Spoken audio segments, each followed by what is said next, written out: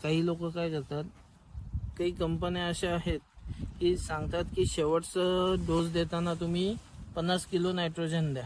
बरोबर.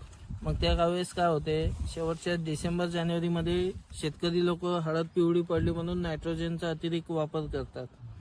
ते केल्यामुळे काय होते, जे शेंगा निघलेले आहेत ते शेंगातून डबल फुटवी काढायला चालू करतात. एक्सेस नायट्रोजन दिल्या कारणाने हा, तर मग ते शेंगा राहत नाही, फुटवाच काढतो.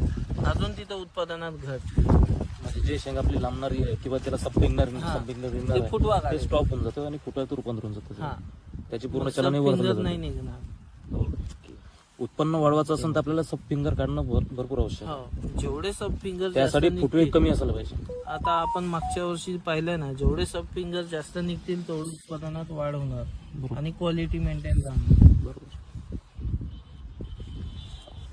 सब फिंगर निघणं तेवढं महत्वाचं. नायट्रोजनवर आपण आपला जे कंडिशन पाहून द्यावं. नुसतं पानावरून हळद पीक ठरवले जात नाही, आपण तिची स्टेज पण पाहायला पाहिजे. मी काय करतो, आठवड्यातून एखादं झाड उपटून पाहतो की आजच्या दिवसात लागवड करून किती दिवस झाले, कुठल्या स्टेज मध्ये आहे, ती कंडिशन पाहून आपण फर्टिगेशन देतोय. जर नायट्रोजनची गरज नसेल आणि आपण नायट्रोजन देतोय तर ग्रोथ कशी होणार आहे.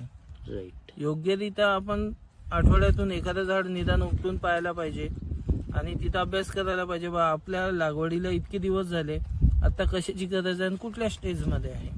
आणि न्यूट्रिशन महत्वाचं आहे. याला सगळ्यात महत्वाचं काय, झिंक, फेरस, सल्फर आणि कॅल्शियम आणि मॅग्नेशियम हे महत्वाचं आहे. फुटव्यासाठी अधिक मदत फॉस्फरसची हवं त्याचं.